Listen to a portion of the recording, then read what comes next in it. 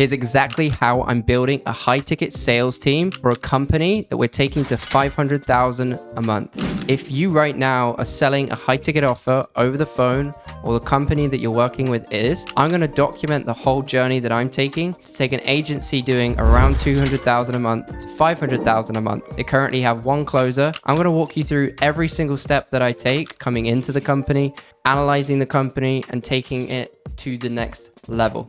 We're going to talk through this because this is really, really important.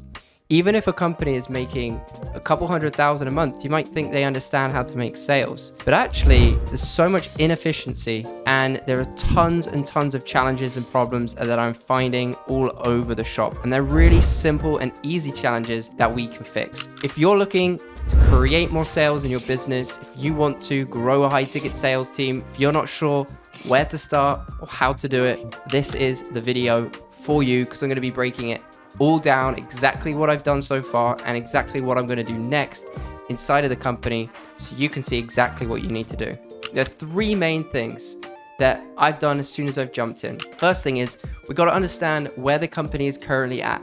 You can't just jump in and fix stuff. We've got to know what we need to fix.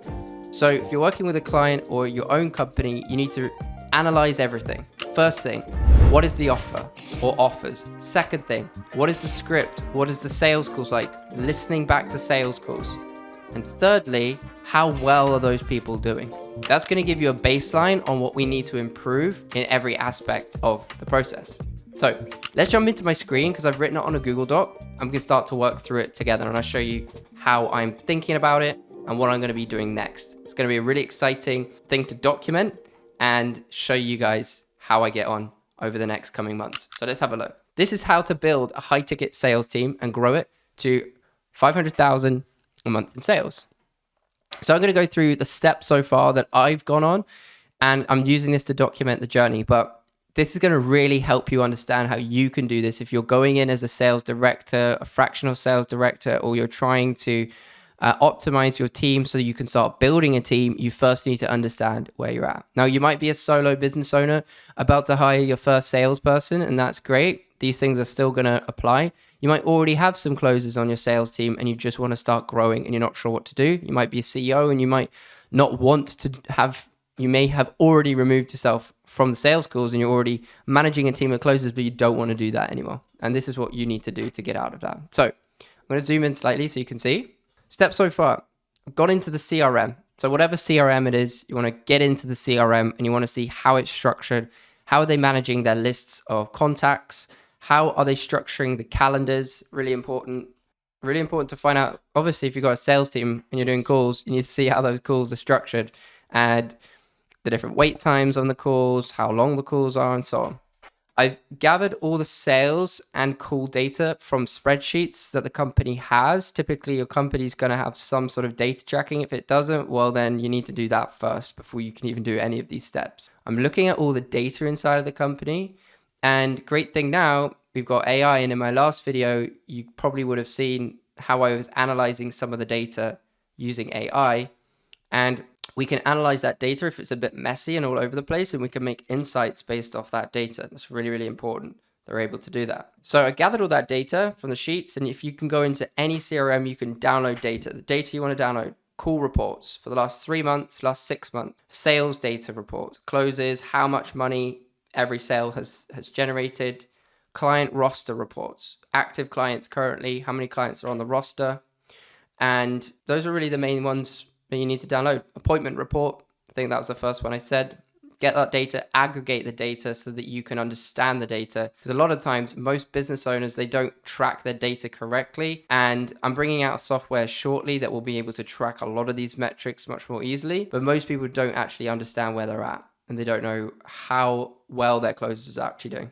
So you've got to get that done first. I use Magnus IM, which is a AI tool currently as of today's date, the 4th of April, 2025. And it's a really powerful platform that can actually aggregate all the data that you sent. You just give it CSV files, PDFs, and it can make sense of all that data. My last video shows you how to do that. So you could just go ahead and click on that. I've reviewed all the sales pages. The sales pages are typically the best place to understand the offer itself. You can also ask for any Google Docs or PDFs that the company might have or your company might have and review those pages. Watch the course or the training material on the actual specific offer. So as a sales director, as someone who understands sales, I don't know everything about every single offer. I know a lot about different businesses and different things, but I need to understand somewhat to a certain degree how that offer actually is delivered. Because if we can understand that, then we're going to be able to create the right pitch for the offer, right? And that's what comes after you've reviewed everything. So this is the research phase. I've watched over 20 sales calls so far, probably nearing 30 sales calls. Really important to see how well the closers are doing. You could really understand from just looking at some of those calls how well or not well they're doing. And I can say that because I understand sales, I understand the structure. There'll be more trainings coming out around those things if you don't understand that. But ultimately, I'm going to review a lot of calls, because if you review a lot of calls, then you're going to really understand the objections, how the pitch is being made, and so on. Really important. And from that, I've extracted the most common objections that I saw from the calls. It's really important that we do that, because then we can add strategic questions through the discovery phase and also make sure that we've got the right material, PDFs, things like that, to overcome those objections as and when they come up. Typically, it all happens in the discovery and in the pre-marketing material that goes out before the call. Just trying to make sure that only objection that we get on any call is just money. Like, that's the only objection that we really want to hear. And also, we don't really want to hear that in most cases. So understanding those objections allows us to create a great script and great pitch. So the three biggest issues that I see in companies doing 100, 200, 300, 400K a month typically is that in this particular case, in this company, there's a low authority frame and a lack of a commanding frame. So I'll talk about what those two things mean. So the company that I'm working with are the leader in their space. So you should expect that there should be a super high sense of authority, meaning that we are the teacher and the people coming on the phone are the student. They're coming to us because they know we know way more about our solution and our niche than they do, or the way that we solve the problem than they do. And what I saw in these particular calls is, number one, the biggest thing that I'm seeing is that no one was using professional backgrounds inside of their sales calls. So I was seeing prospects come on, and if it looks like you're sitting in a trailer, or it looks like you are at a coffee shop, or it looks like you're at some random place, what kind of feeling do you think that gives your prospect? Do you think that gives your prospect the sense of certainty, of professionalism? No, it doesn't. We all judge the book by its cover. So you're instantly killing your authority by your background looking like crap. Okay, really, really important point. I could talk more about this in later videos, but create professional Zoom backgrounds that you upload to Zoom. It's very easy. You can use Canva to do it. Go and do it. It will help your conversion so much more because of the authority frame that it gives off. Second thing is attire, what you're wearing. I believe in most B2B and B2C cases, everyone should be wearing a collar. Everyone should be wearing a polo, a shirt. If it is a t-shirt, you're wearing your logo on your t-shirt. If you're wearing a polo, ultimately you want to have your logo on there as well. Shirt's great too.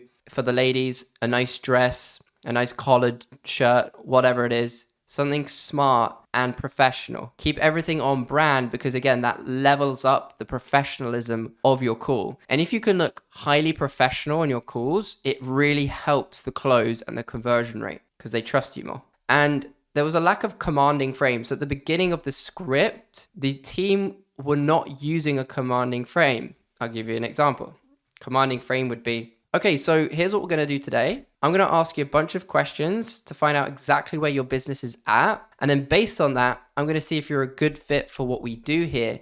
And then you can make the decision, yes or no, to come in and join us. Does that make sense? Or does that sound fair? Now, that's a very basic command frame. There's a lot more complexity you can get into to really like create the type of frame and the feeling that you want to create on the call. But ultimately, that in a nutshell is commanding the call. And if you don't take that at the beginning of the call, people are going to take you in lots of different directions. And because you haven't commanded the call, you're going to get walked all over. And the authority is going to be down here and people don't respect you. And if they don't respect you, they're not going to buy from you. Okay, so really, really important that that is happening on your calls. Next, believe it or not, the majority of business owners that I see below 200, 300K a month, they're not using a script. And when I say a script, a verbatim, word for word script, like period. If you're not using a word for word script, how can you train other people on your offer? How can you make sure that they are improving and adhering to what you share with them without an actual script? So lots of people might think you don't need a script, things like that. And yeah, you close well. Sure, you can close without scripts. That's fine. But you can never scale a sales team. And remember what we're trying to do here? We're trying to build a sales team. And sales teams need structure and they need scripts to use and go through. It's really, really important that you have a script. And this company, they had no script. No standardized way of handling objections. So I'll be teaching this more on the channel. Unless you have a standardized way to actually handle objections, how can you teach that to people? How can you scale that? So there needs to be a document where objections are written down, the word track, and you just drill those word tracks. You just train. Now, I don't completely believe in word tracks for objection handling, but once you truly understand what someone's saying, when you seek to understand, and I'll talk about that more as well in later videos, when you seek to understand, you can then handle objections more naturally. But without understanding the main flow or framework of how to handle objections inside of your company, then everyone's just guessing. And when you guess, there's a lack of certainty and confidence. We don't want that. We don't need that, and it's not going to help us. Next, all the pitches in every single call that I listened to were custom, meaning there was no standardized 3-pillar approach. And what that does is it basically means that it's very, very difficult to train anyone on what you sell. You have to be a subject matter expert, highly inside of fulfillment, and know exactly what the product is in order to create really highly customized solutions. So typically lots of CEOs are creating customized solutions, small business owners who just want to put packages together, and that's all your prerogative and you can do that. But unfortunately, you can't take that to scale. You have to create standardized offer pillar approach that you can train other individuals who aren't going to know as much as you about your solution to be able to consistently sell it. And in that way, it's a bit like testing a landing page. We can just swap out a pillar and test a new pillar. And then when we do that, we can actually know what's making the effect on the percentage of the close rate. So really, really important. So I've just explained that why we need that. We need to standardize so any closer can come in and learn the offer and actually do well with it. Other common issues that I found inside of this team were a lack of culture and professionalism. So I'll tell you what I mean by that. So I truly believe that you need culture from the start. So culture being a simple way to think about it is you have a mission, you have a vision, and you have 3 to 4 to 5 values. And you read those out every single day on your team call with your team. And what that does is that builds the culture. Building the culture is building the mindset of why we're doing this, why are we going where we're going. And what it does is it builds like a connection, especially as we're all building remote teams. It's what I love to do, build highly effective remote sales teams. If you don't have that culture in place, everyone kind of goes all over the shop. They all just like go this way, go that way. It's a little bit like having a routine and a discipline. And it's also a little bit like having a prayer. So if you pray, if you have a faith, or if you have a certain thing you do in the morning, a ritual, I think's even a better word to use. When we have rituals, we create more discipline. And discipline is the key to success in sales teams and in anything you can think of. So culture is really, really important. And in my case, the way I'm going to be deploying culture here in this team, I'm going to be creating a slide deck, vision, mission, values, daily creed, and that's it. Keep it really, really simple to start. And I'll be sharing that with you and talking you through that in another video. So professionalism here comes down to the Zoom backgrounds, the polo shirts, being on time, not being late. Being 1 minute early means that you're late. And I learned that from a 9-figure business that I was working inside of. Really powerful learning experience for me. Always being early to meetings rather than being late. I used to be 1 minute late to every meeting, and it really damages the reputation that you have. So if you've got no one holding you to the highest standard, your level of professionalism is typically not going to be where it needs to be if you really want to scale your company and your sales team. So what I've implemented so far, professional Zoom backgrounds with the company logo and a cool background. You go on Canva, like I said, it's so easy. Just do it on there. Professional attire, shirts. And those are the 2 big things. They might seem like little things, but they are actually huge things that I've implemented so far inside of this team.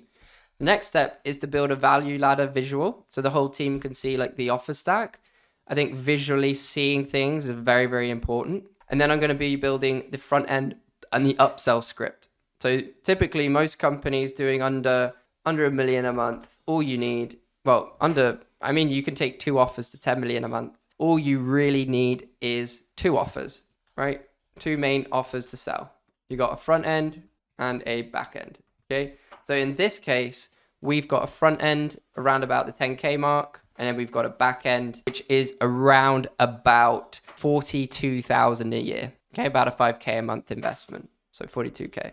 So long as you have those types of offers, and we'll get way more into offers in other videos, your closers can actually be excited because they've got good commissions that they can make. If you're selling like a 3K offer, let's say, for example, upselling to like a $7,800, $9,800 offer, that's great too.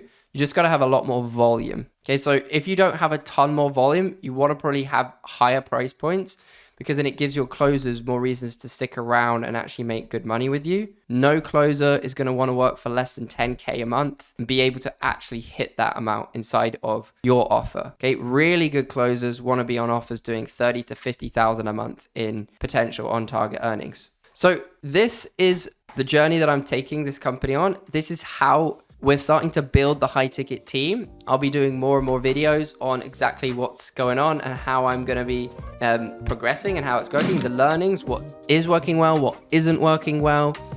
And as we go on this journey together, I hope you learn a lot of things and implement the things that I'm showing you and teaching you so that you could start growing and building your sales team. It's not as challenging or scary as you think it is. And I think a lot of people are more ready for it sooner rather than later. So long as you've got a really strong lead flow, or you've got really solid monthly recurring contracts that now you can actually start sending more traffic to the front end and building out the team. So I hope you've enjoyed this video. If you have, please give it a like, and also go below and hit subscribe. I'm really going on this journey to build this channel to really serve and help you. My legacy here is to leave these videos for a legacy, because when I'm gone, I want something to stick around, and there's nothing better than doing some digital content here on YouTube, because I think this will always be around. So hit the like button, go subscribe below if you've enjoyed it. If you want any questions, I will reply to every comment below, and have a great day. You're one step away from building a sales team that can completely remove you from your business and change your life. Have a great rest of your day. Bye-bye.